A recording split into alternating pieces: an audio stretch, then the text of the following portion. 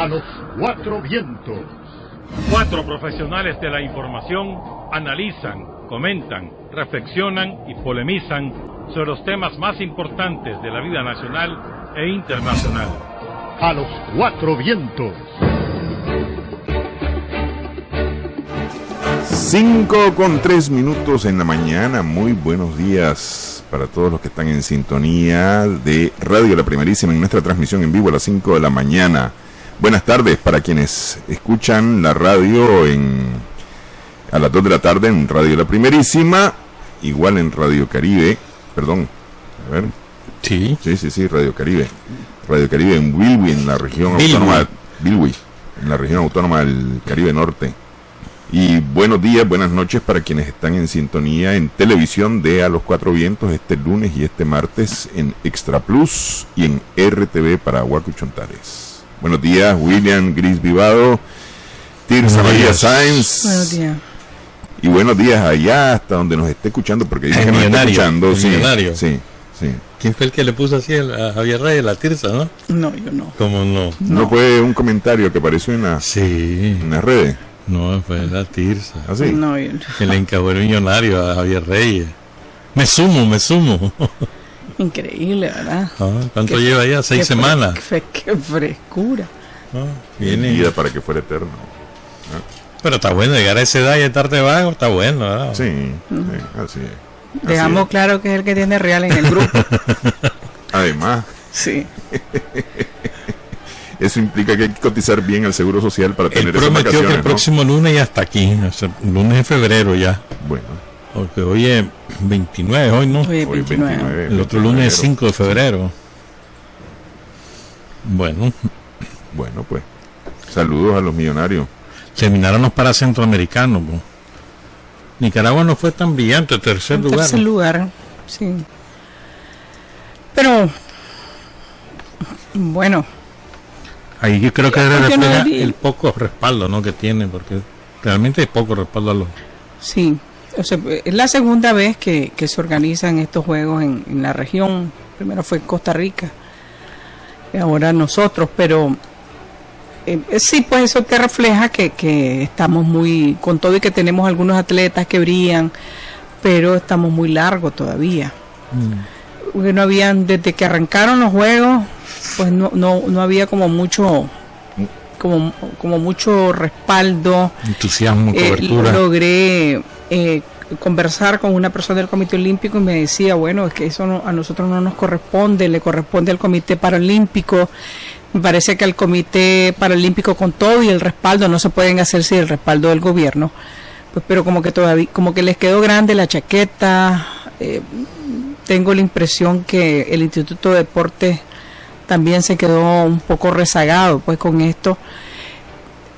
Entiendo que no iban a tener la misma trascendencia que los Juegos Centroamericanos, eso es así, pues, pero creo que hizo falta un poquito. La gente fue a ver las distintas competencias, pero hizo falta, pues yo creo que... Pero vacía las instalaciones deportivas. Pues vacía, no con el mismo nivel de los centroamericanos. Nosotros vimos estadio lleno, el gimnasio Alexis Argüello lleno, el complejo Michelle Richardson, el polideportivo desbordado, es decir, eso lo vimos y hacemos la comparación, cosa que no es correcta, pero creo que hizo falta más. El comité organizador quedó debiendo un poco, pues, pero al menos ya la gente sabe, ya se conoce, ya estás hablando, ya hay como una ventana, ¿no? Y eso me parece importante. Conocimos disciplinas que no teníamos ni idea, ni siquiera cómo se practicaban, ni cómo se llamaban, ni cómo se practicaban, pues en mi caso. Y en el caso, por ejemplo, del golbol. Pero el golbol desde hace rato se juega aquí en las competencias. Estábamos más cercanos al golbol. Sí, eso desde hace rato. Nicaragua dominó en el golbol. Como te digo, nosotros desde hace rato practicamos ese deporte. Aquí en Nicaragua, el golbol, se hacen competencias aquí en el Instituto de Deporte. Incluso aquí han venido a Círculo de Espera a explicar eso. Pues Rigo ha estado también muy cercano a eso. Entonces, se conoce un poco más. Sí, y el baloncesto en silla de ruedas, que por también lo menos en Luis Alfonso siempre se ha jugado, sí. Sí, ok, ahí Nicaragua se ganó el oro en masculino y el bronce en femenino. Por eso, tercer lugar yo creo que no es. Regresa un Nica a la Serie del Caribe desde el 84, 83, 84, con Porfirio Altamirano, regresa Carlos Teller. Me alegra por Carlos Teller. Ha demostrado, ha hecho buen papel en México cuando ha jugado en México y ahora pues en Venezuela, que siempre esos son como los lugares donde se va a jugar al nivel superior. Venezuela es superior incluso a México. Sí, nivel superior. O sea, él ha jugado en la Liga Mexicana, en la Liga del Pacífico. Sí, la fuerte. Y también en la otra, en la de Veracruz tuvo también. Sí, pero o sea, estamos hablando de la fuerte y en Venezuela, pues que ya tiene su tiempito de estar jugando y lo ha hecho muy bien, Carlos. Hay aficionados que no les gusta, pero y hay, dice que aquí no gana y allá va a ganar, y ahí. ¿En serio? Parece locura, sí, pero si aquí gana. Por algo lo seleccionaron para ir para jugar fuera, pues, ¿no? Sí, es decir, por su... Él lo contratan y esas ligas son fuertes. Las ligas son fuertes, independientemente que ya no sean las mismas, que no sé qué, que hace de 1000 años, todo eso, que ya no es la grande figura, pero bueno, pues ahí, este es su tiempo. Pero a nivel AAA. Sí, este es su tiempo y lo vamos a ver en la Serie del Caribe y ojalá que le vaya súper bien a Carlos Teller. Buen muchacho, fíjate, muy tranquilo, muy tratable, bien. Le dieron un golpe bajo la Serie Latinoamericana, ¿no? Con la ausencia de Colombia, que al final no vino. ¿Por qué no vino? Creo que fue un asunto económico, fíjate, lo de Colombia. Creo que fue un asunto económico. Igual pasó con los Caballos de Coclé de Panamá, que no tenían, que no vino el equipo campeón, que son los Caballos de Coclé, y vino el subcampeón del torneo, que es un torneo corto. Porque los jugadores panameños, estaban pidiendo más plata y no había, entonces mandaron al subcampeón. Yo creo que lo de Colombia también tuvo que ver con eso, con plata. Le costó a Nicaragua este domingo la sorpresa ha sido Curazao. Curazao empezó perdiendo en el cuarto inning 3-0, sí. 11 entradas fue al final. 11 innings. Sí. 4-3 quedó al final. Sí. No, 5 a 4, no, fue 4-3. No me acuerdo, no importa, ganó. Está sembrada en la final, que es el miércoles. Sí, ojalá que llegue más gente, porque un juego que salga un domingo ya a las 10 de la noche, más o menos, pues no. Pero dicen de que ha estado muy poca la gente. Sí, ha habido poca gente. Tal vez el miércoles en la final. Ya en la final, imagino. Acordate que es el equipo Chinandega, que le digan Nicaragua, este es el equipo Chinandega contra México, ¿verdad? Y no se sabe, México no va se contra sabe. Curazao. Y entonces ese juego, el Chinandega, estás hablando de una cosa distinta. Pero ojalá, yo creo que el miércoles va a llegar un poco más de gente por pues, la final y todo eso. Pero, bueno, en fin. Bueno, Pero estoy alegre por Teller. Estás alegre por Teller. Estoy alegre por Teller. Y hay otros que están alegres por Messi. ¿Comentarios? Bueno, está bien, es un buen muchacho. ¿Y el Real Madrid cómo le va? Es el mejor jugador del mundo. Lo eliminaron de la Copa del Rey. Pues bien eliminado, ¿y ahí? Ya solo les queda de consuelo la Liga de Campeones. A ver. De consuelo, solo la Liga de Campeones. Nada, pues. Ay. Yo no me corto los pulsos por el Real Madrid. No, pues, si lloras cada vez que pierdes. No lloras, Javier. Porque para aquí venís toda seria, pero ahí cuando uno te ve viendo el partido, está llorando, de barbaridad, lo apaga, casi quiebra el televisor. Bueno, pues. Mientras otros chinean el televisor cuando está jugando el Barcelona. ¿Será así? A mí no me vale. Sí. 5-13. Yo digo por la insistencia, ¿no? Por la insistencia. Bueno, pues. Bueno, tomó posesión en Honduras en medio de una ola de protestas, en medio de torres de alta tensión botadas, el presidente Juan Orlando Hernández. El País, que está lejos de ser un periódico de izquierda, era un periódico de derecha, dice que tomó posesión para el presidente de la mitad de Honduras. Quizás está bastante bien retratado, pero menos que la mitad, ¿verdad? Porque las protestas fueron violentas el sábado. Sí. Un montón de gente presa. Hay una foto de una señora que tiene la cara destrozada por los cachiporrazos que le metió la policía. Esa es una foto bastante simbólica, pues, más la bomba lacrimógena.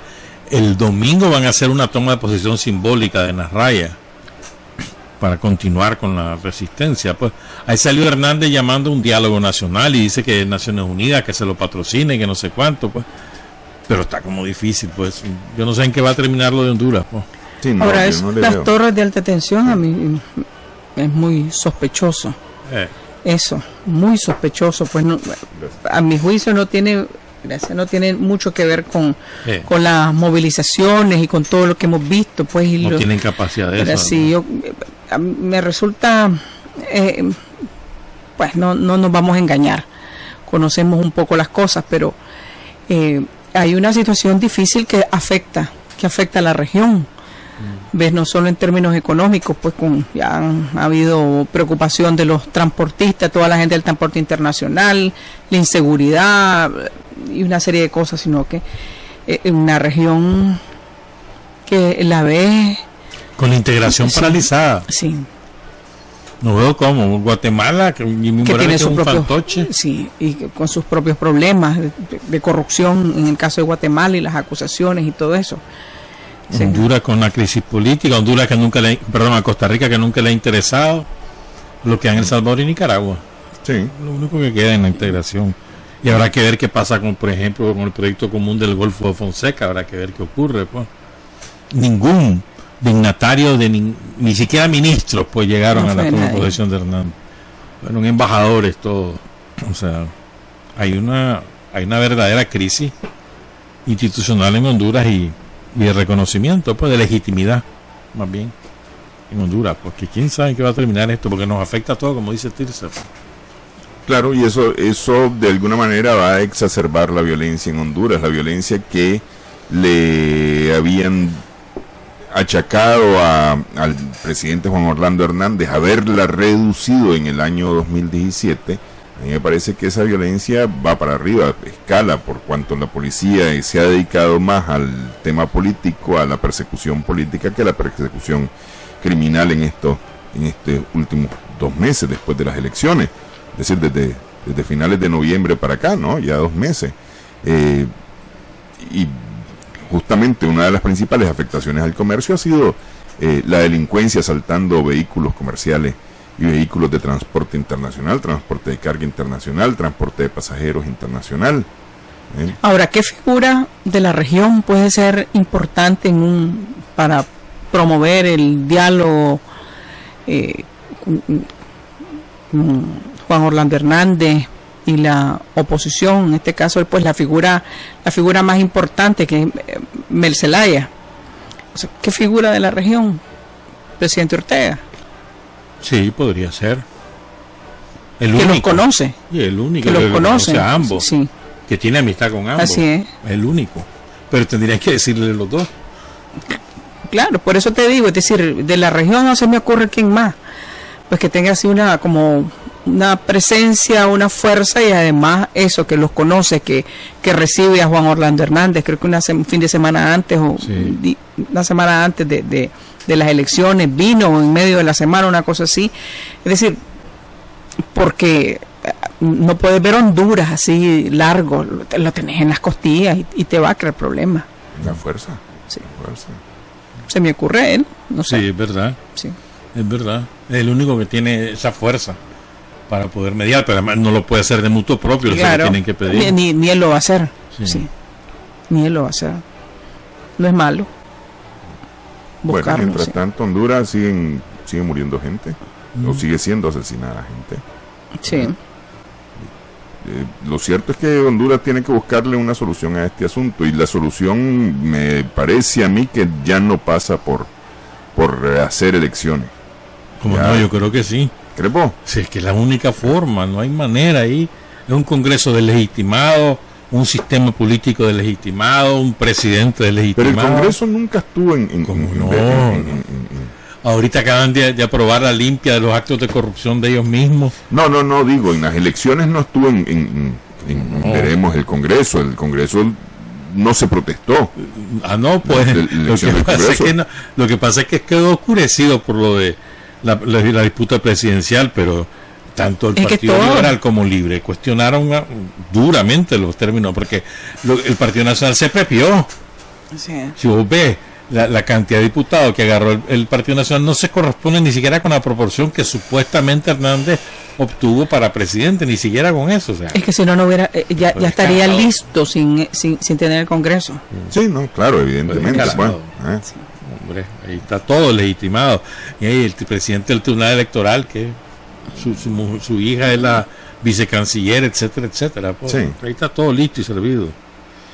Pero además el empresariado yo no creo que esté contento con lo que está pasando, aun y cuando la más recia oligarquía vinculada al narcotráfico es la que mantiene a Hernández, pero aún así.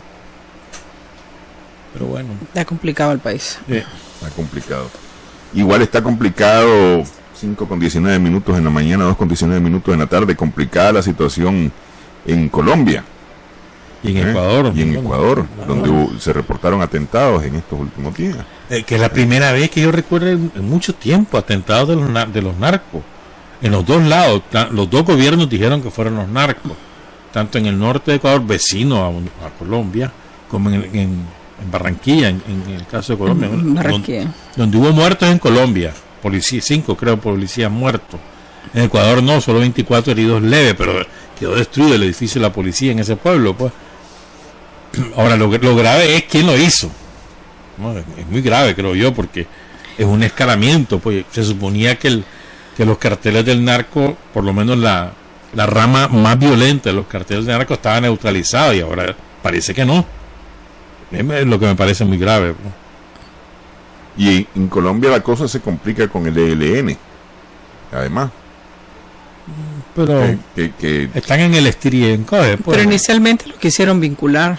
Con el primer atentado donde murieron los 5 policías, lo quisieron inmediatamente, lo asociaron al ELN, pero rápidamente eso quedó descartado el propio gobierno, y todo el mundo está claro que fueron los narcos.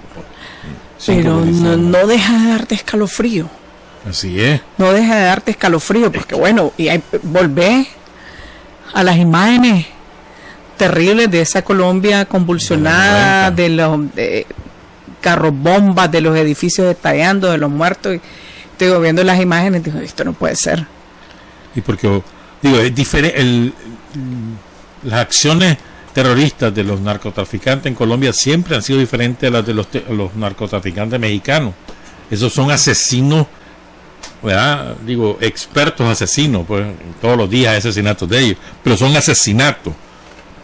En Colombia son cochepomba, atentados terroristas a quien corresponda, pues nunca tienen ningún escrúpulo, pues son cualitativamente diferentes, pues.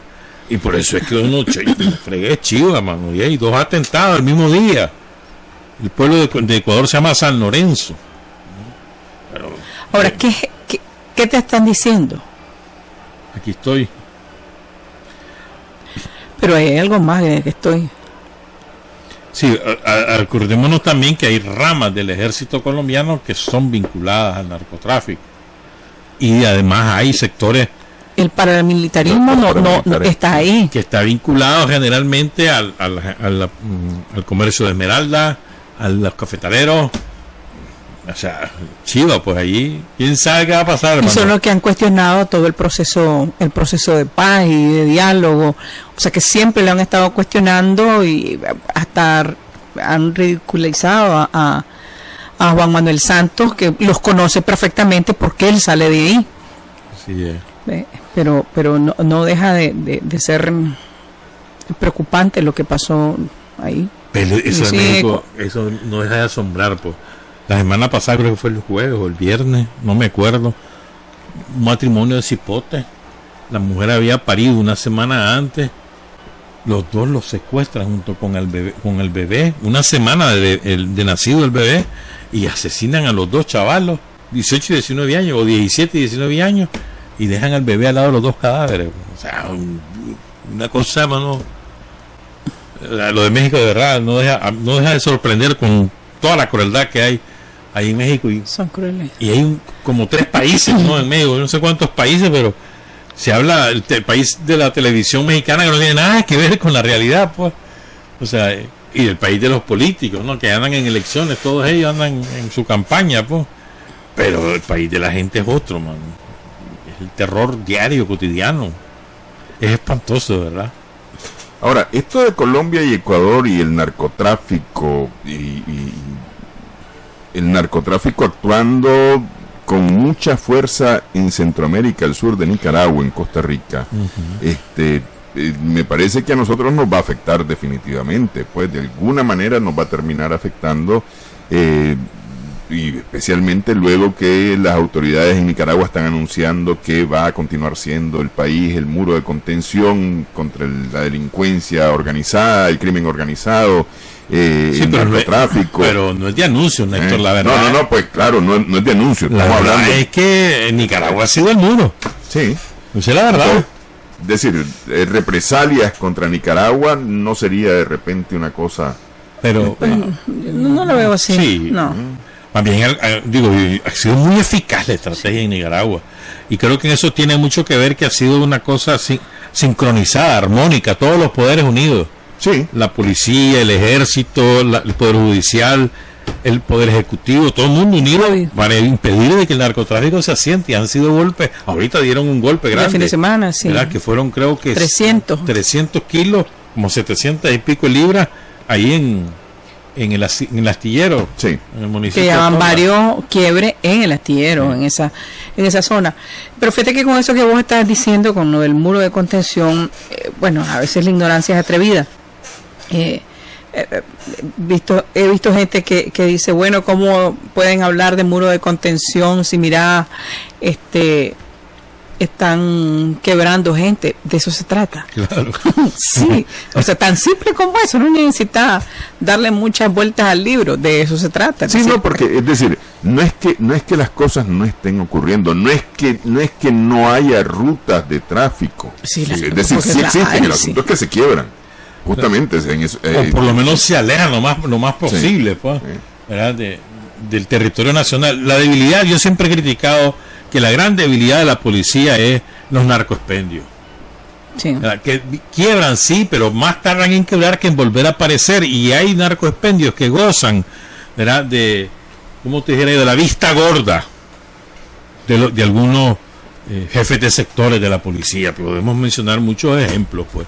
O sea, eso sí, para mí la gran debilidad de la policía sí ha sido los narcoexpendios. Aquí en Managua todos sabemos dónde queda un narcoexpendio que opera regularmente y no pasa nada, ¿verdad? Incluso los que están en los narcoexpendios saben que viene el operativo de antemano, pues, y logran esconder la droga y aparecen como familias. No, si nosotros somos familias decentes y no sé qué, no sé cuánto, y ya está. Pero ¿por qué se dan cuenta? Porque hay algo de soborno por ahí, pues. O sea, siempre. Y por eso en todos los barrios hay quejas de los drogos, los borrachos, los drogos, los vagos. Siempre hay quejas, pues generalmente los asaltos callejeros, los robos callejeros de celulares o de esto, los que no son vehículos, que son, digamos, de peatón a peatón, por decirlo de alguna manera, son generalmente los que protagonizan esos robos, son drogadictos. Sí, consumidores. ¿Verdad? Sí. Entonces es un problema social, pues, que está en los barrios, y yo creo que esa sí es una debilidad de la policía. Grandes golpes al narcotráfico, sí, la fuerza naval, el ejército, la policía, pero los narcoexpendios, no. Y creo que en eso tiene una deuda la policía, en mi opinión, pues. Bueno, 5:28 minutos en la mañana, a los 4 vientos, 2:28 minutos en la mañana, en la tarde, perdón, para quienes nos están escuchando en la repetición. Subió los combustibles. Subieron los combustibles, pero... Afligida la Tirsa. Totalmente, un caballo, Oscar. Sí, no te asustes cuando venga. Okay. Qué barbaridad, ya es demasiado, ya la espalda no aguanta. 31.94, ¿no?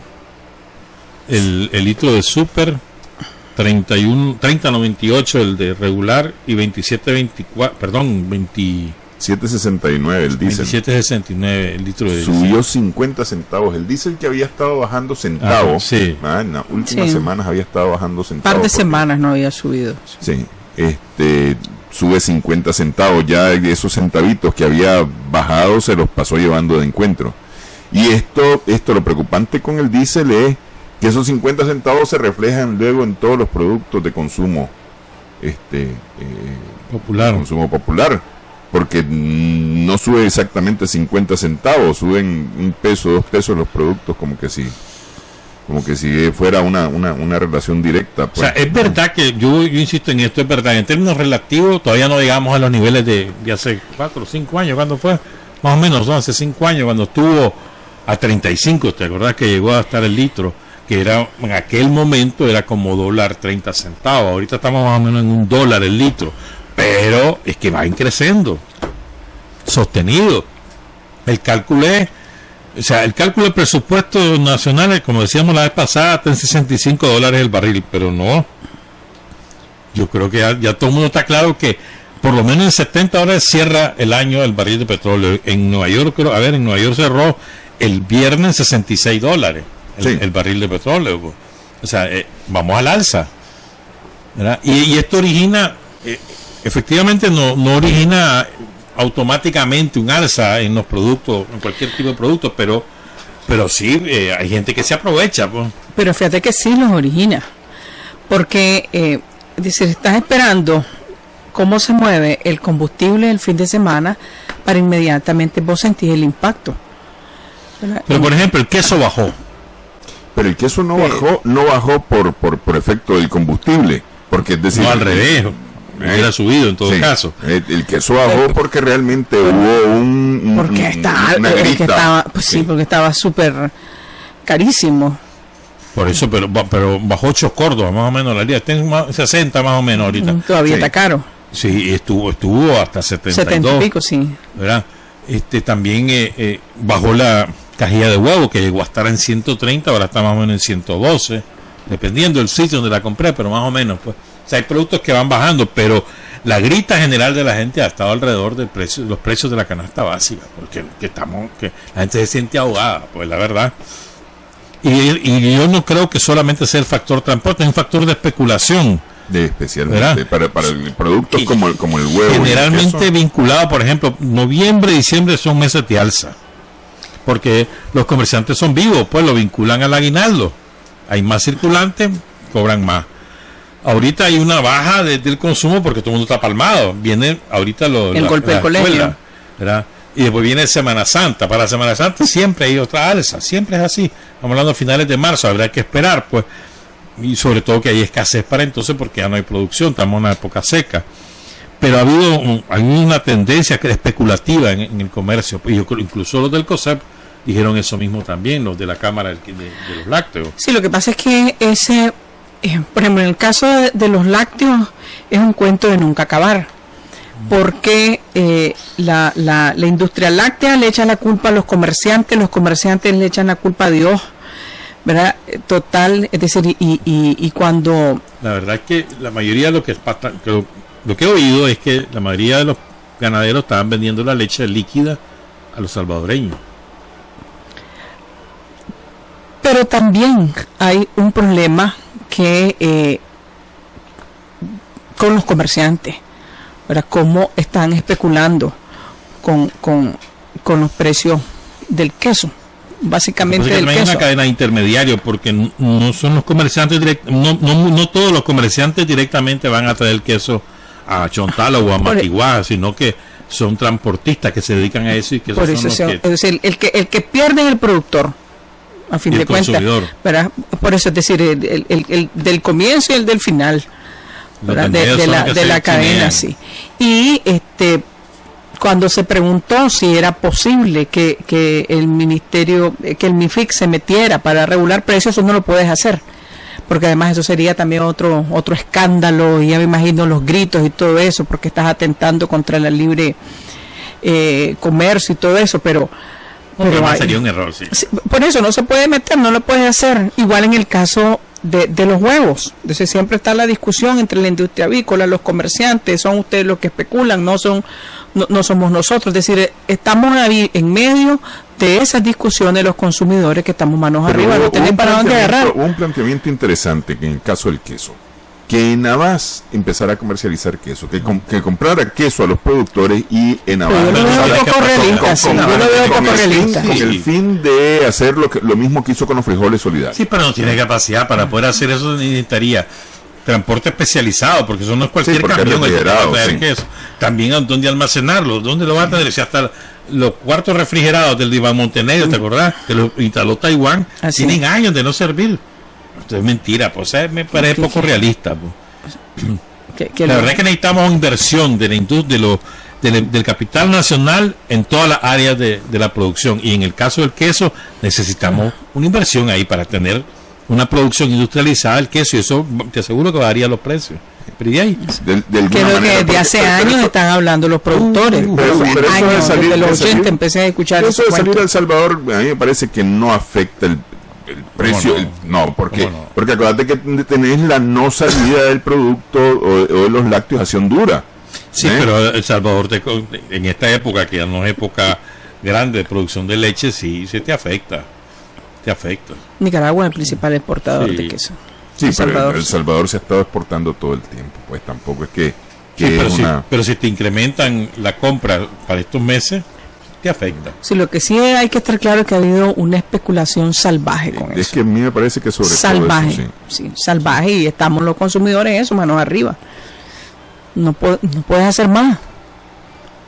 O sea, y eso también nos pasa a los consumidores, a los usuarios del transporte interurbano, donde hay una tendencia sobre todo de los transportistas de interlocales, que le llaman los intermortales, porque ahora son microbuses. Me acuerdo cuando eran aquí carros naves que corren en las terminales de allá por Montoya. Pero bueno, el caso es que arbitrariamente suben los pasajes, no solamente de destino a destino, o sea, de terminal a terminal, sino en lo que se llama popularmente el camino.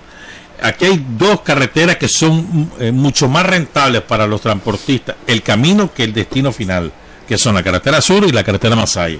Es muchísimo más rentable, porque la carretera Masaya tiene urbanizaciones desde el propio Masaya hasta Managua, y aquí en la carretera sur es lo mismo, pues sobre todo a partir del Incae, más o menos, un poquito antes del Incae, del 15 o del 16 para Managua, hay montones de gente que utilizan el transporte interurbano, y tienen que caer en eso, los que vienen de Diriamba, los que vienen de Jinotepe, los que vienen de San Marcos, caen en manos de ellos, y la tarifa es totalmente arbitraria. Lo mismo ocurre en la carretera Masaya, pero también ocurre en el interior del país. Por ejemplo, en Condega hubo una huelga que duró 3 semanas de los usuarios, terminó ayer, y de los transportistas. Los transportistas se pararon en represalia porque los usuarios se pararon, porque se creó una ruta, le pusieron un horario que los usuarios estaban en contra de ese horario, se pararon hasta que finalmente negociaron y ganaron los usuarios. La nueva ruta va a estar en el transporte a las 6:30 de la mañana, va a salir, y a las 2:30 va a regresar a una comunidad de Condega, no importa cuál, pero bueno, ahí los usuarios se pusieron de acuerdo y se pararon y ganaron la pelea. Encontré un conflicto que pasó inadvertido en la opinión pública, pues, pero me parece muy interesante. Ocurre lo mismo en los trayectos, ¿verdad?, de ciudad a ciudad. Pues, por ejemplo, de Estelí a Somoto, barbaridades les hacen a los pasajeros. En el mismo Estelí, de León a Chinandega, queja eterna de los que van para Quesalhuaca, o los que van para Pozo Ortega, los que van al camino, queja eterna, pues. Y el MTI es totalmente incapaz o ineficiente, no sé si por voluntad o por falta de personal o porque, pues la verdad es que son incapaces de controlar.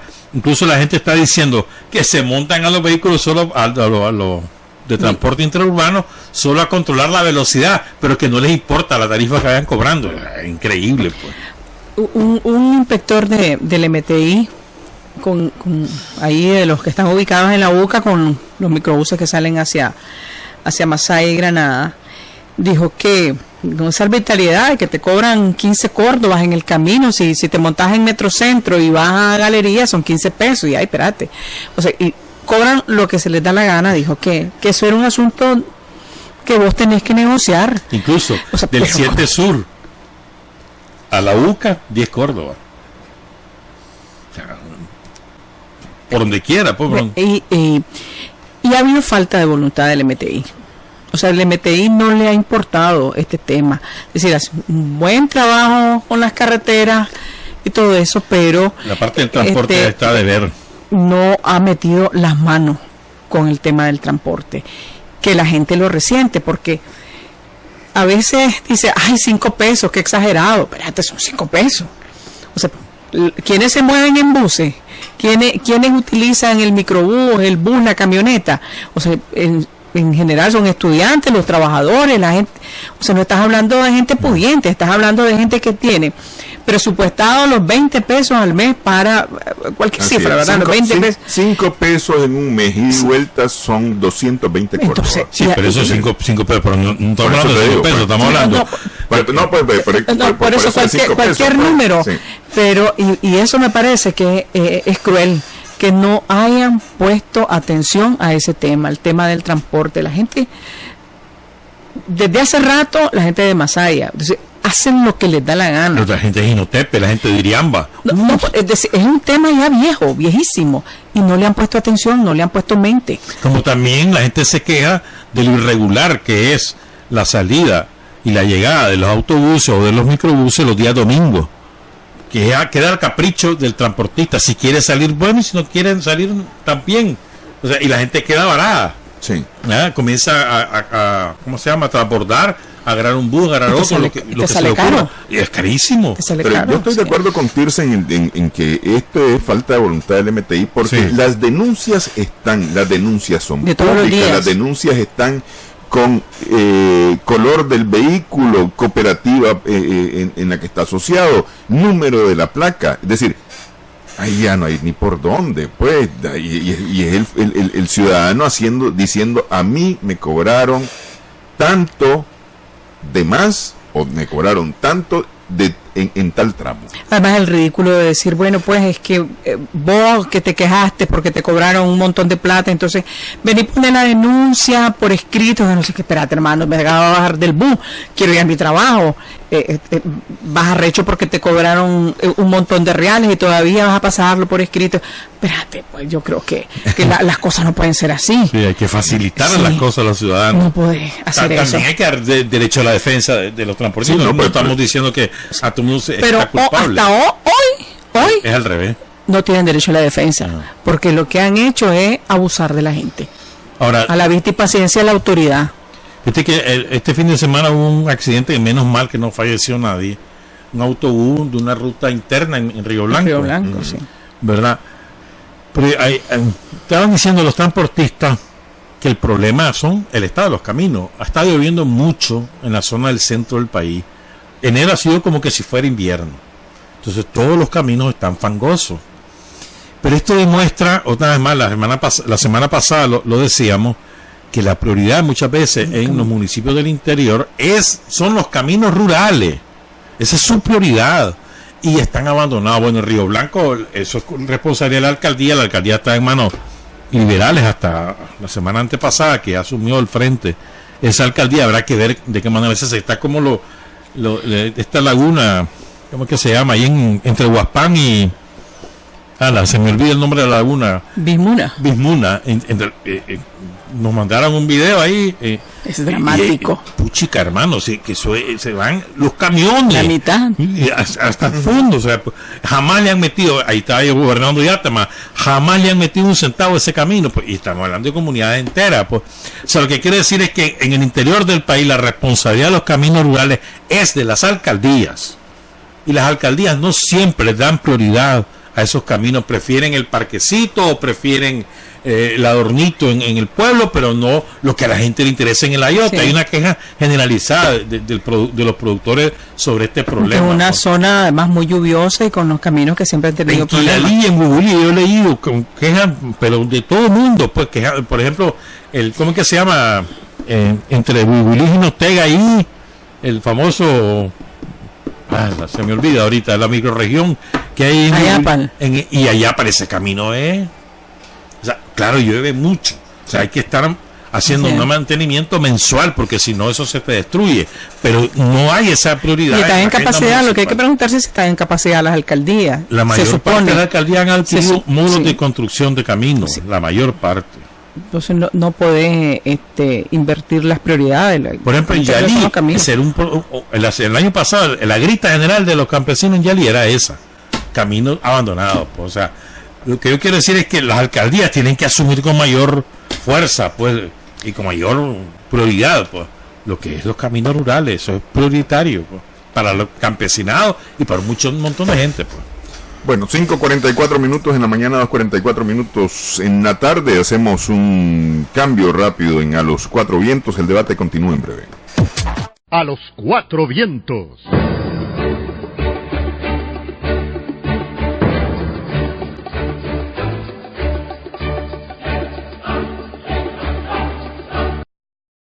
A los Cuatro Vientos.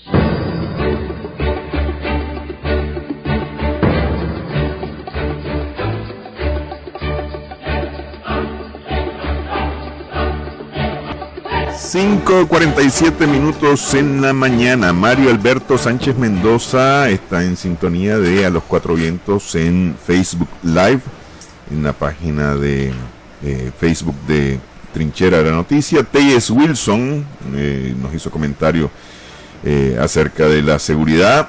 Dice que en El Salvador y México es peor la cosa que aquí en Nicaragua, evidentemente. Byron Martínez dice que nos viene escuchando. Saludos a Byron Martínez en su viaje desde León para Managua. Todos los lunes, dice. Ese es su acompañante a los Cuatro Vientos. Bueno, manejar tranquilo. Sí. Sí.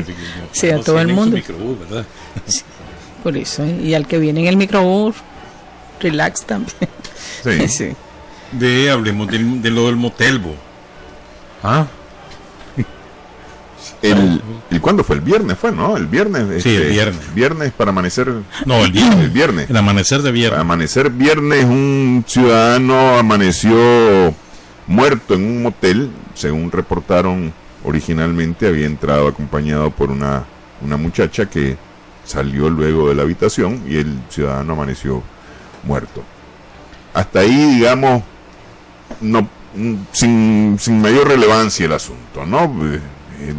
Aquí lo grave y la denuncia que ha corrido como pólvora en las redes sociales es el uso de cámaras de seguridad dentro de las habitaciones del motel.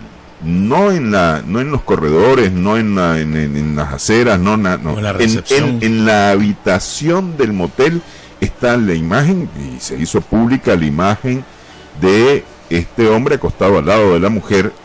Solo estaba, solo. cuando estaba muerto. Es lo que publicaron, o sea, tenemos que presumir que ahí está todo. Sí, así es. O sea, a mí me parece que esa es una invasión a la privacidad gravísima. ¿Cuántos moteles hacen lo mismo? Aquí, ¿quién dispone de esos videos? ¿Qué uso le dan a esos videos? ¿Quién los ha autorizado? O sea, el usuario de un motel autoriza al dueño del motel a tomarle video íntimo en la cama que está alquilando. Yo creo que ninguno. O sea, a mí me parece gravísimo, sinceramente. Por lo general el motel es para la actividad, y la pongo entre comillas, ilegal, de quienes llegan, de los usuarios. Ilegal del no, motel. ilícita, pues. Ilícita, pues sí. Era inexistente, o así, chico. Sí. Y que te graben un video, me parece a mí que justamente lo que llegaste a hacer, esconderte, te lo están develando ahí con un video, pues, se ¿no? puede, Sí. se puede prestar a chantaje. Así es. Que eso es lo grave. Así es. O sea, que te chantajeen, suponete que sos una persona que te conocen y todo eso, y ya está. Estás listo. Cualquiera utiliza utiliza eso para chantajearte o darle la información a cualquier persona que esté vinculada con vos, y ahí está. Mira, veo, llaman lo llaman, mira, si no me pagas, entonces te lo voy a llevar a tu mujer este video, ¿viste? Así es. O al revés, pues. Así es, eso es grave, gravísimo. Pero... Y yo, no, de verdad, yo creo que, digo, en adelante los que usen hoteles pregunten desde el principio, a ver, o revisen ese cuarto, a ver si hay cámara. Está como loco buscando alambre por todos lados. De verdad, o sea... Vos que sos un usuario regular, no, no soy un hombre casado. Yo soy un hombre casado, no ocupo de esa tampoco, manera. Aquí sí. Dos más aquí, hasta santitos los dos, sí, cómo no, sí.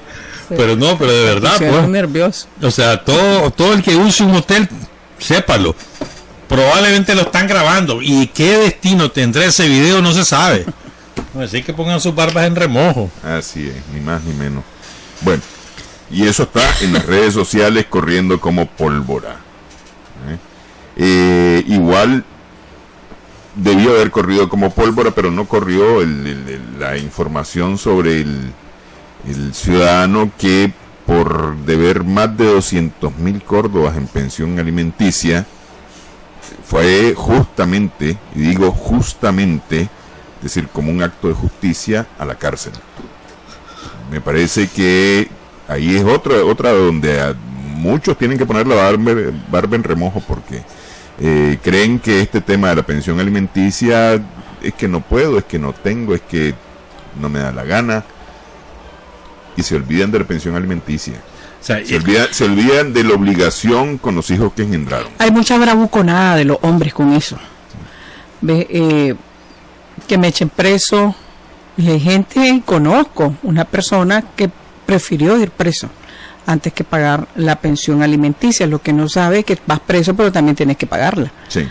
¿Ves? Y hay mucha bravuconada, irresponsabilidad, y creo que ahora como que las cosas están más claras, y hay incluso más conciencia en los jueces especializados en estos temas, que o sea, los chavalos tienen derecho, y es parte de tu responsabilidad, es parte de tu obligación, y si no te vamos a aplicar la ley. Eso me parece que es muy importante, porque te da lecciones. Vos no podés, primero que llegó de presumido, dándoselas del más bonito de la cuadra, y está bien, no hay ningún problema, tenés 6 días para pagar si no vas preso. No, al revés, no.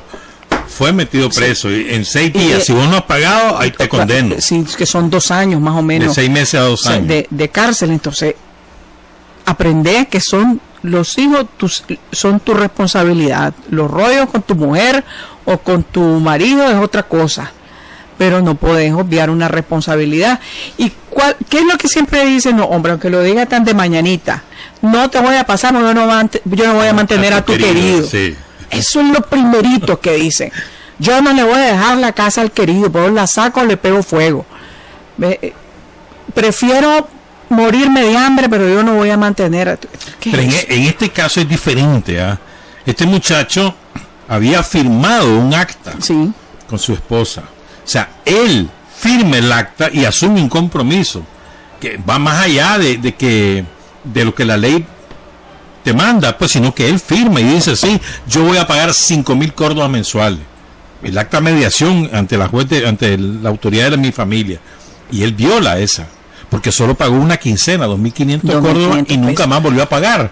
De eso hace 4 años. O sea, no estamos hablando solamente de una condena que le impuso un juez que no la cumplió. No, es que él firmó un acta de mediación. O sea, es más grave, me parece a mí, aún que lo que de la violación habitual del pago de tu pensión.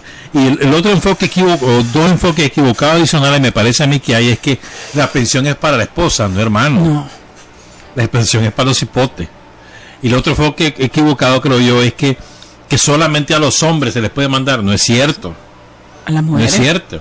Si un padre separado de su esposa, y la esposa tiene la custodia de los hijos, constata que hay un maltrato a los hijos y un abandono de los hijos de parte de la madre, él puede demandar en mi familia o en un juez de familia, puede demandar perfectamente, y si lo demuestra, le van a quitar la patria potestad a esa mujer, y se la van a trasladar al hombre. Pues. O sea, hay mucho desconocimiento, creo, del marco legal. Sí, lo que pasa es que en la mayoría, la inmensa mayoría de los casos, tiene que ver con los hombres, con una irresponsabilidad.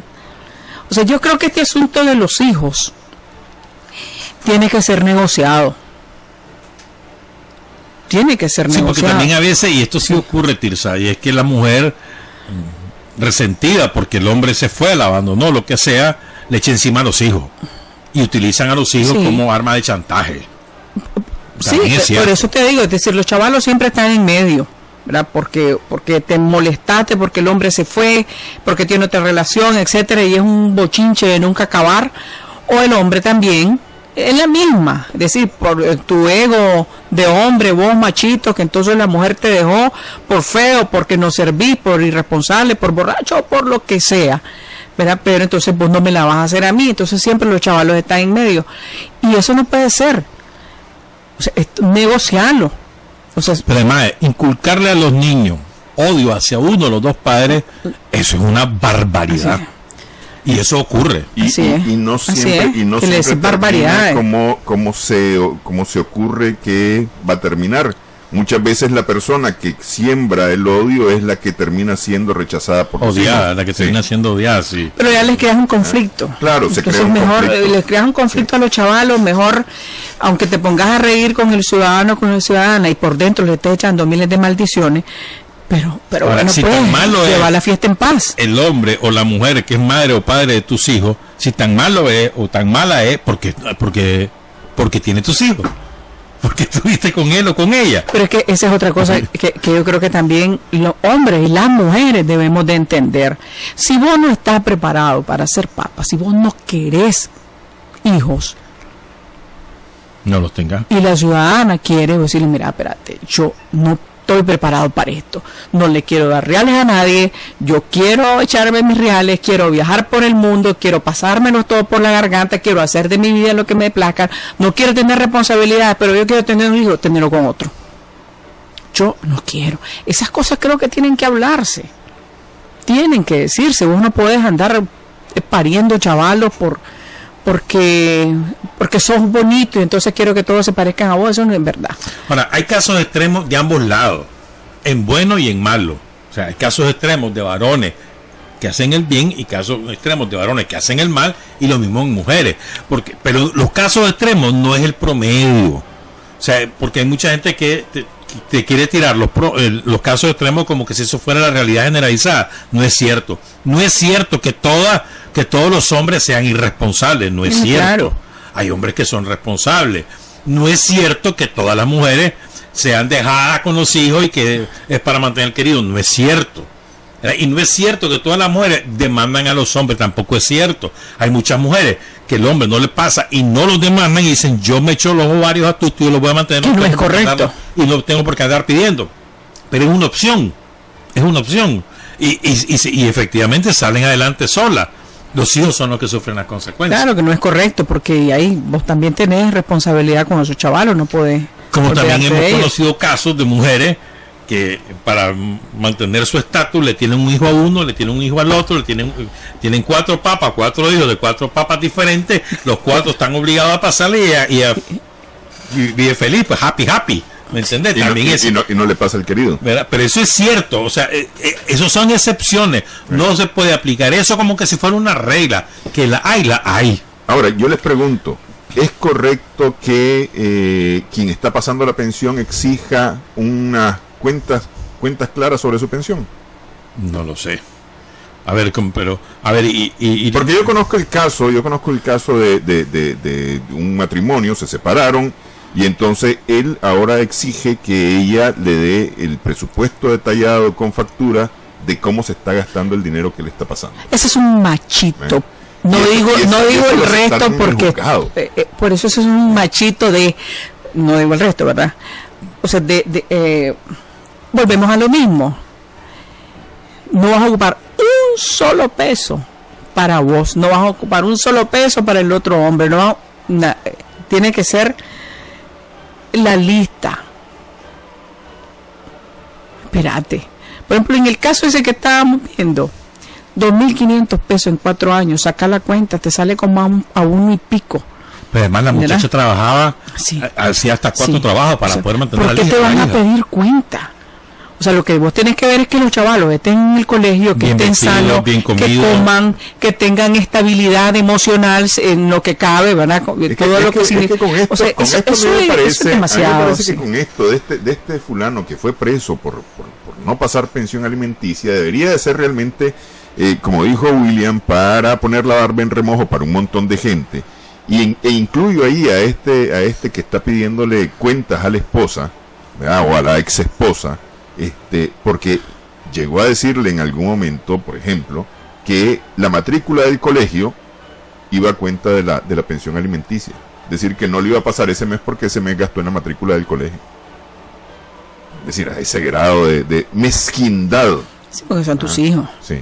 Son tus hijos. Por eso te digo, Pero ¿cómo toca esto la sensibilidad de hombre y mujer, verdad? sí, y A mí de me ha manera sorprendido. distinta, Sí. de manera distinta, que tiene que ver eso con el poder.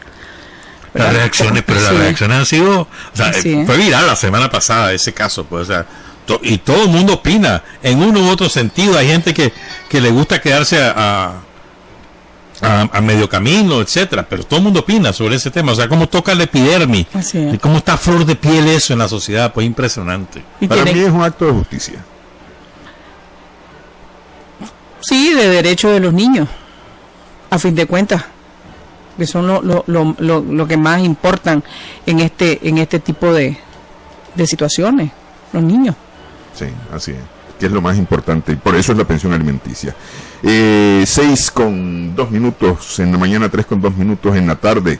Ya empezó a salir, empezaron a darse las primeras señales sobre el salario mínimo. Hay una propuesta de las centrales sindicales hasta para un 12% de aumento en el salario mínimo. El sector privado se mantiene siempre en un dígito, es decir, no va a pasar o no Una quiere parte del pasar, sector privado. una parte del sector privado no quiere pasar al 10%, se quiere mantener en el 9%, que es lo que se ha hecho en los años anteriores. En los 2 últimos años. Pero bueno, ya por lo menos están cartas sobre la mesa, pues. Y me parece que el 12% no es un número que esté muy alejado de la realidad, por cuanto el salario mínimo, o más bien una de las formas de establecer el salario mínimo es la inflación más el deslizamiento. Más el crecimiento. Más el crecimiento, perdón. No, las tres cosas. Sí. Y eso anda alrededor del 11 y pico %. Es decir, que por ahí debería de andar el asunto del salario mínimo. O sea, Cepeda, el profesor José Antonio Cepeda, que es representante del FNT, dijo de que estaban proponiendo el 12%. Chepón Espinosa de la CUS respaldó esa propuesta. La CONIPYME dijo que el 9,5%. Sí. Hay alguien más, la ATC lo que dijo es lo que aprueben, 1% más para el campo. Es lo que yo he conocido, pues. Son 7 propuestas en total las que están en la mesa, pero el COSEP no se ha pronunciado, ni tampoco el gobierno, porque el gobierno tiene que hablar sobre la parte del salario mínimo de los empleados públicos. Entonces, falta todavía, se supone que en febrero debería ya de finiquitarse, porque según la ley, después de terminar de unas cuantas reuniones, si no hay acuerdo, es el gobierno el que decide unilateralmente, pero se pone de acuerdo con uno de los dos sectores. Hasta ahora no ha ocurrido eso, ha habido acuerdos entre las 3 partes, habrá que ver, pues. Sí, yo supongo que este año no va a ser un año de conflicto por el salario mínimo, pues luego de que se ha venido trabajando y construyendo el sistema de diálogo, pero me parece que sí, el salario mínimo este año debería avanzar un tanto, porque el salario, por lo menos el salario mínimo, se está quedando rezagado. El tercer peor salario mínimo de América Latina. Sí. O sea, es bastante decir eso. Yo creo que además el salario mínimo no es un indicador, o no es, como te dijera yo, algo que vaya a impactar definitivamente en todos los precios de la economía. No es cierto, pues. ¿Cuántas personas están en el salario mínimo? Del millón de nicaragüenses que están asegurados, ¿cuántos estarán en el salario mínimo? Que 300,000, ¿verdad? por ahí anda, 300.000 en el sector formal, y el sector informal es la mayoría en este país. Sí.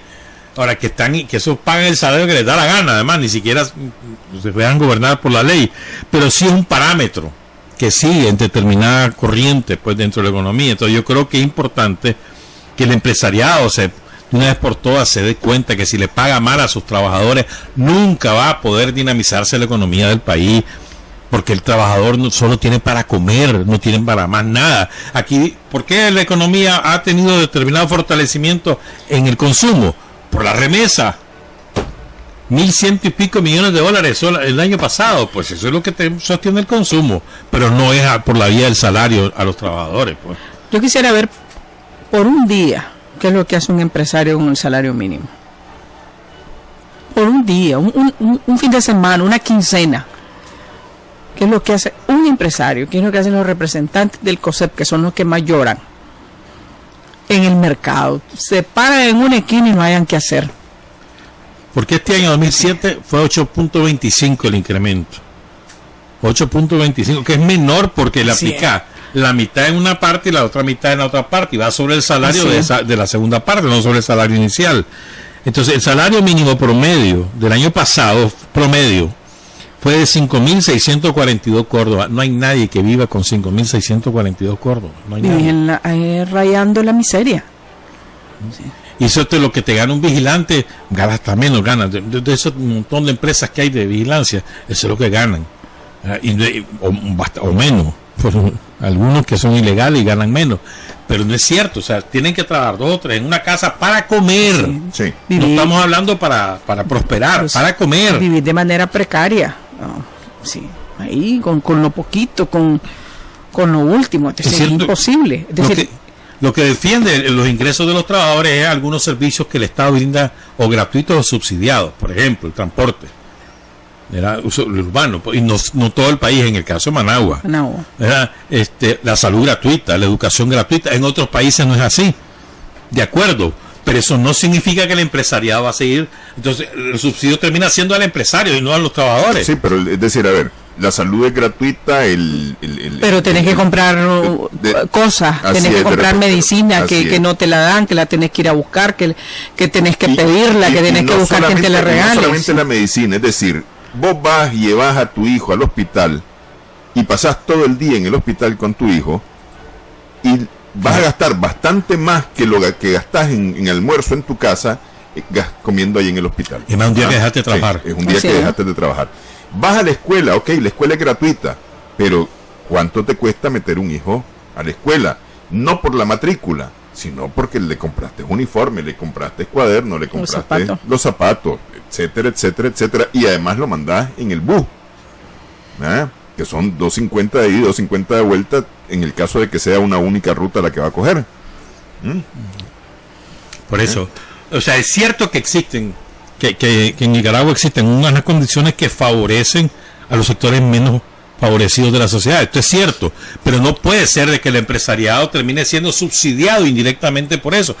Como no metas el cálculo de la salud porque eso está gratis, entonces sale beneficiado en el cálculo del salario mínimo. Eso no es así. Eso no es así. O sea, no debería ser así. Está ocurriendo, pero no debería ser así. Y el empresariado debería tener un poquito más de sensatez. Yo no digo que conciencia, porque no conozco un empresario consciente, pero sí de sensatez. Es decir, en la medida que su trabajador está mejor pagado, está más contento y él va a tener mayor rentabilidad. Además que va a tener estabilidad laboral.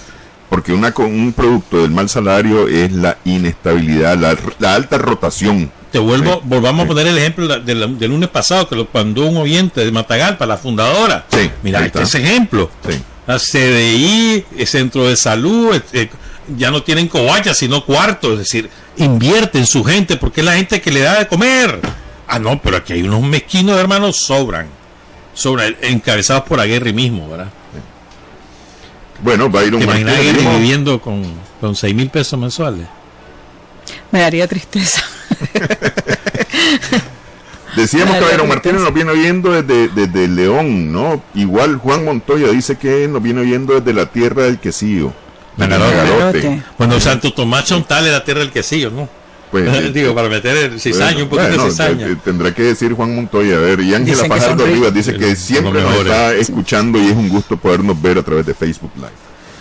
Son las 6 con 10 minutos en la mañana, 3 con 10 minutos en la tarde. Este fin de semana próximo en Costa Rica hay elecciones presidenciales o elecciones generales y elecciones en las que temas como el desempleo, la corrupción, la situación económica y la inseguridad, que son los principales temas que está demandando la gente, sean atendidos, quedaron totalmente apartados por una discusión sobre una decisión que tomó el gobierno de Costa Rica, que ha dado para que el Partido Restauración Nacional se ponga la cabeza en las encuestas. Después de haber estado como en el tercer lugar, Fabricio Alvarado ahora aparece en el primer lugar de la intención de voto, según las más recientes encuestas. Pero bastante relativo, porque apenas el 15%. Es apenas el 15%, pero es decir, lo cierto es que ninguno ha pasado de ese porcentaje. De 18 tuvo alguna vez uno de ellos, pero bueno, la verdad es que está dividido el electorado y hay un 30% de indecisos. Hay el 21% de indecisos. Que sea el fenómeno más importante. Que no va a votar. Que sea el fenómeno más importante. Que ya ocurrió, la abstención generalizada ocurrió las elecciones de 2014, ¿verdad? Que ya les pasó a los ticos. Fíjate que hay un dato, 31.166 de los ciudadanos aptos para votar son de origen nicaragüense. Poco más de la mitad de los ciudadanos extranjeros nacionalizados en Costa Rica. 50%. Sí. Más de la mitad. El siguiente es los colombianos, 8.089, pues. Sí. Que no es que ni la tercera parte lo quieren los nicas, pues. O sea, me parece relevante, pues. O sea, no es que vayan a decir esa elección, ni mucho menos, pues. Pero bueno, es importante. Pero es un 1% prácticamente del electorado costarricense. Por eso no van a decidir la elección, pero sí, está bien. Bueno, pero mira que en segunda vuelta que se decide con un voto. Ahora, este hombrecito, Fabricio, es un hombre fundamentalista. Totalmente. ¿Verdad? Que el partido como tal, Restauración Nacional. Pero además, retrógrado, reaccionario como poco, ¿verdad? Periodista, estuvo en Repretel, era lo que cubría suceso, todo lo de la paz de sangre, y ahora es fundamentalista el hombre. Pero bueno, pues el otro, el Juan Diego Castro, era abogado del canal rival Teletica Canal 7. Sí. Los medios son protagonistas de alguna manera, y Juan Diego Castro fue el que le ganó la demanda a La Nación, 2 veces se la ganó, una vez pero no, a La Nación una sola vez se la ganó y obligó a La Nación a rectificar. Se la ganó en los tribunales, pues. O sea, por eso saltó a la fama Juan Diego Castro. Y entonces se la tiene jurada La Nación. Incluso dijo hace un par de semanas que si él gana la presidencia al mes ya no existe La Nación, dice. Pero está difícil, me parece a mí, que Juan Diego Castro llegue a segunda vuelta. A segunda vuelta. Es decir, ahorita los favoritos son Fabricio Alvarado y Antonio Álvarez. Pero Alvarado se puede derrumbar ahorita con eso, que el video que circuló este fin de semana, que es cierto que está medio manipulado, pero le va a hacer daño. Recordemos que la mayoría de los ticos son católicos, no son evangélicos. Sí. Y entonces salió un video donde él sale despreciando al Papa. Y lo circuló por todo WhatsApp, Facebook y demás, y eso le va a hacer daño. O sea, así como le hizo bien el matrimonio homosexual, esto le va a hacer daño. A ver qué pasa, ¿no? Incluso él tiene, creo que son 18 demandas, algo así, ante la Corte Suprema, ante el Tribunal Electoral, por el uso de Dios en la campaña electoral, que es ilegal. Que incluso lo prohibieron, sí. Que es ilegal en Costa Rica. Que lo prohibieron. La verdad es que es una moneda al aire, no se sabe quién va a ganar ahí. Sí. Va a haber segunda vuelta, segurísimo. No, eso no tiene lugar a dudas. Por esos porcentajes, es decir, es que creo que es 41% para ganar en primera vuelta, ¿no? Sí. 41%. Pero es que ninguno está llegando ni al 20%, pues, de intención de voto. Y aún tomando a este 21% de indeciso, ponerle que se dividieran o que todos votaran por uno, llega a 35. Segunda vuelta. Van a segunda vuelta, fuerza. ¿Quiénes probablemente pasen? Probablemente va a pasar a segunda vuelta el del Partido Liberación Nacional. Antonio Álvarez, que es el candidato de Aria. Sí. La tendencia de Aria domina el Partido Liberación Nacional. Sin embargo, la verdad es que la pelea está entre esos tres. Entre esos tres. Liberación, Restauración y Juan Diego Castro, ¿verdad? Que es integración. Aunque sí. Rodolfo Pisa le pisa los talones, ¿verdad? Pero según las últimas encuestas, Pisa se vino... No. Pisa está con el 8%. No. Hoy se publicó una encuesta, hoy. Están igual, casi iguales. 15% Sí. Fabricio Alvarado, Sí. 14,5% Antonio Álvarez, 10,7% Juan Diego Castro, 9,8% Rodolfo Pisa.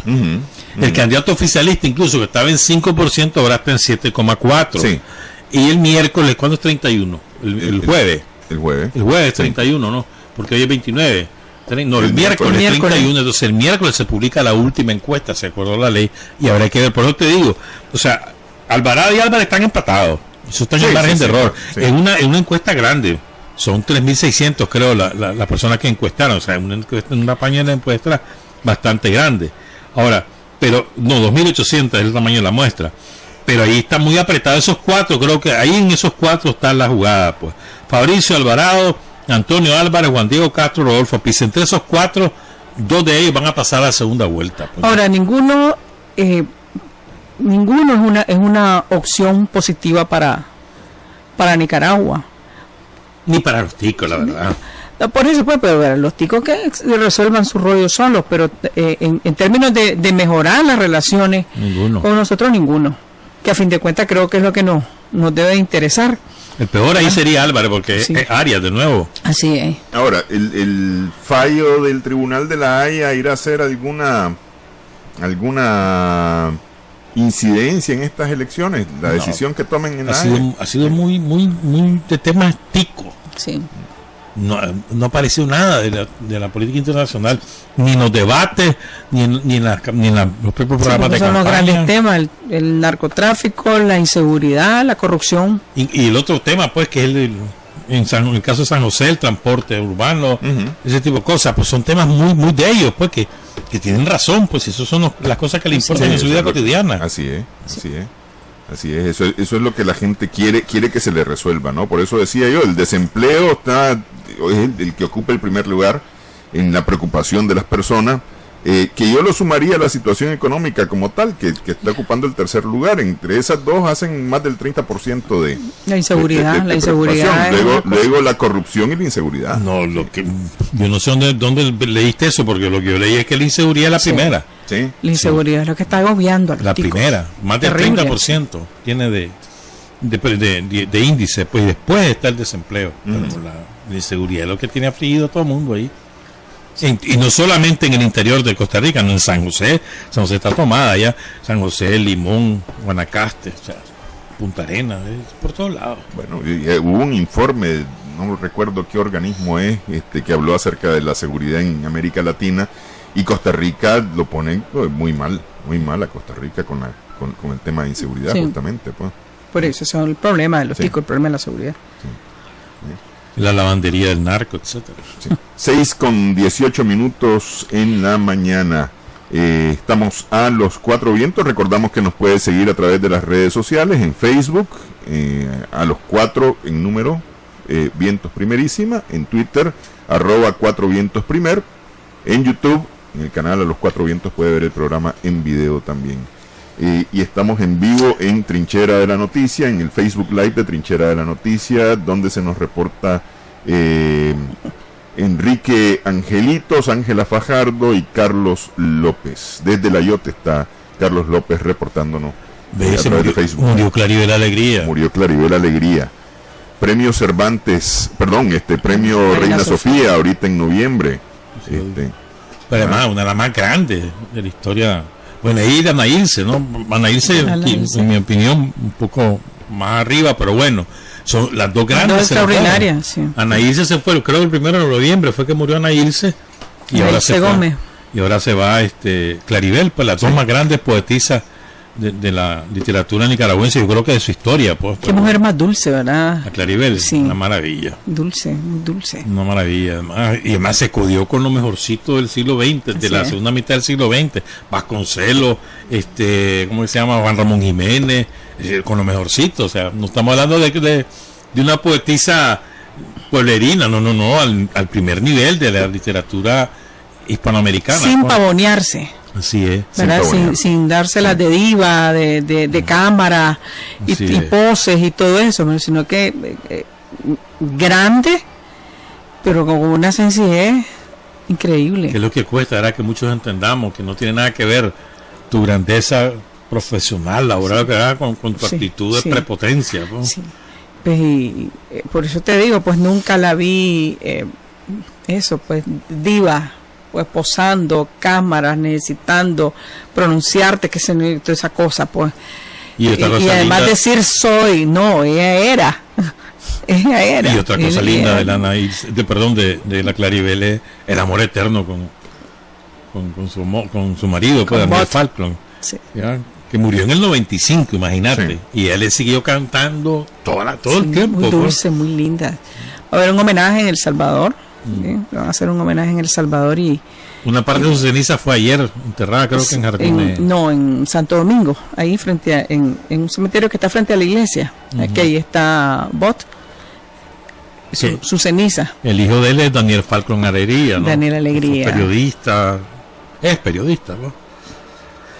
Y bueno, cariñosísimo Daniel. En el último año se fueron 3 de la nueva generación, Ulises Juárez, ¿te acordás? Sí. Y bueno, y ahora Ana Ilse y Claribel. Pero realmente lo que pasa es que las nuevas generaciones en Nicaragua, estoy hablando de 40 para abajo, de poesía conocen muy poco.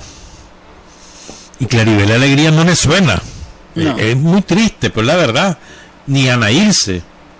Y eso es un deber de la sociedad en su conjunto, también del gobierno, del Estado, pero de la sociedad en su conjunto, pues. O sea, la empresa privada se ocupa de andar patrocinando las motocicletas y los cantantes, pero no a los poetas, ni a los escultores, ni a los pintores. Solo a los pintores para sacarle los reales, sí. A ver, vendémelo a mí a $1,000, que yo lo vendo después en 5,000. Ahí sí son buenos, sobre todo los banqueros, pero para patrocinar, ¿verdad? Deberían de patrocinar la publicación de las obras escogidas, por ejemplo, de Claribel Alegría o de Ana Ilse Gómez, y regarlas por el país, regalarlas. Pues, o sea, es la única manera de que llegue al pueblo de Nicaragua poesía tan hermosa como la Claribel. La Claribel tiene unos poemas. Pero es que eso, fíjate que eso es una de las cosas que no entiendo. Bueno, quizás porque algunos son muy muy ignorantes y presumen de su riqueza, pero son muy ignorantes. Pero digo, ¿cómo es posible que en los 80, con guerra, con todas las limitaciones que teníamos como país, un país en guerra, hayamos conocido a esta gente? ¿Ves? No solo los nacionales, gente que vino de otro, bueno, Cortázar y no sé cuántos más que vinieron. Italiano. Sí, que venían a cada rato, que eran muy cercanos y ya casi, que eran de la casa. Sí. Nosotros abrían ellos la puerta, no se la abrían, pues ellos abrían la puerta y entraban. Estaba la Editorial Nueva Nicaragua, que se llamaba, ¿no? Sí. La Editorial Nueva Nicaragua, que ahí muchos nos acercamos a los poetas nicaragüenses, a los escritores nicaragüenses, precisamente por las publicaciones. Entonces digo, ¿cómo es posible que si se hizo en un país en guerra, con limitaciones, bloqueado y todo lo que ya conocemos, no se puede hacer ahora? Entonces, que está bien, es decir, no hay. Por eso digo, y no solamente responsabilidad estatal, pues, sino de la sociedad en su conjunto. Sí. Pero creo que el gobierno debería hacer un esfuerzo, porque podría hacerlo. O sea, acercarte más a esta gente, en términos de publicarlo, de hacerlo, de acercar a la gente a su obra. Yo aseguro que hacemos una encuesta. Y de cada 10 nicaragüenses, o de cada 100, 99 no conocen ni a la Claribel ni a la Ana Ilse Gómez. Sí. 99, estoy seguro. Porque es triste, y eso es una responsabilidad nuestra, de la sociedad en su conjunto, insisto yo, aunque también tiene su cuota el gobierno, pero de la sociedad. Es una desgracia que crean que en este país solo hay una poetisa. Sí. No, pero es que en general Rubén Darío. Sí. Pero es que en general, te voy a decir, no hay Carlos fomento Rivas, para las publicaciones literarias, no hay ningún fomento. No hay ningún fomento. Antes había fomento de la iniciativa privada y del gobierno. El Banco Central tenía colecciones y fomentaba colecciones. Pero era para publicaciones muy pequeñas, para la determinados círculos. Pero como querrás, hoy no hay. Sí, pero en los 80 no era así. En los 80, claro, está lo que dice pero no solamente todas las publicaciones los diarios se forzaban barricadas, el Nuevo Diario sacaban sus publicaciones que circulaban más 100.000 ejemplares cada uno. Dejaron de existir además de alguna manera esas publicaciones culturales. Por eso, yo no estoy hablando de las culturales, sino que se difundía, pues, o sea, lo que quiero decir es que si hay un esfuerzo se puede lograr. Pero la verdad es que nosotros aquí tenemos grandes personajes de ambos sexos en muchas ramas, que te voy a dar un ejemplo, pues, en la escultura, Mejía Godoy, o el guitarrista, ¿te acordás? Armando Morales. Es decir, estamos hablando de un montón de gente que ha sido grande en su rama y que no los conocemos. Y no hay nadie que se esfuerce para que todos los conozcamos. Es decir, ¿qué más? Si es que hay otra prioridad, la sobrevivencia, la no sé qué, dale viaje, pues. Pero eso también es bueno, que la gente se reconozca en esos nicaragüenses que nos han puesto en un gran sitial en el mundo y que nosotros ni siquiera sabemos que son nicas, pues. Sí. Unas 6:26 elecciones de AmCham mañana. Elecciones de la Cámara Nicaragüense o la Cámara Americana, la Cámara de Comercio Americana, AmCham. Hay un rollo ahí porque prácticamente hay dos bandos que están compitiendo por controlar la Cámara de Comercio. Está un bando que pretende continuar o pretende la reelección de varios de los cargos, especialmente de los directores, y surgió a finales de la semana pasada la iniciativa de los poderes, de los grandes poderes económicos de Nicaragua, los Pelas, los Ortiz Gurdián principalmente, que están hablando de una directiva o de unos candidatos de unidad, ¿verdad? Y ponen 7 candidatos que representan a estos grupos económicos, diciendo principalmente que hay que darle un nuevo rumbo a la Cámara de Comercio Americana, porque la han llevado por derroteros políticos que nada tienen que ver con su labor de promoción de la inversión.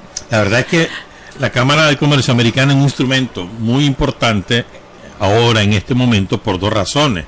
La primera es la Nica Act, ¿verdad? Que la Cámara Nicaragüense, la AmCham, es un interlocutor muy importante para los senadores, los representantes y para el gobierno de Estados Unidos. Sí. Y el segundo es la probable renegociación del CAFTA, que también AmCham va a ser un instrumento decisivo en cualquier escenario de renegociación. Por eso es muy importante, por eso el gran capital no es tonto. Ahí va, esas son cosas que le interesan, pues, y van a intentar tomarse la Cámara. Ya mencionó americana. Sus candidatos, su nombre. Ahora me llamó la atención que en esa lista de unidad que sacó el gran capital no aparece Cargill, que pareciera que esté en la otra parte. Sí, porque por lo menos eso es lo que se ha mencionado, que Cargill es el que está promoviendo reelección de la actual junta directiva. Interesante, o sea, una transnacional de origen estadounidense enfrentada con el gran capital aquí. Hay otras cosas que no sabemos, que no salen a flote, ahí hay otras cosas. Sí. Pero también hay una posición política que ha derivado en todo el bochinche, el encoge y declaraciones, sobre todo de este Bosco Noguera. Es decir, que pese a ser socio en negocios de alguna gente vinculada al sandinismo, también pues tiene una posición contra el gobierno fuerte. Es decir, es como utilizar ese espacio llamado AmCham en contra de en contra del gobierno, pues hay una posición política muy clara que la tienen varios. Abil Ramírez, ¿no? Que es como medio inútil. Es bastante inútil, además un pobre diablo, porque es un parásito de todas las estructuras estas, pues, y que la quiere seguir parasitando. Ahora, este grupo de unidad está hablando de la reelección del presidente, ¿no? Bueno, 6:29, 3:29, gracias por su atención, nos escuchamos la próxima semana.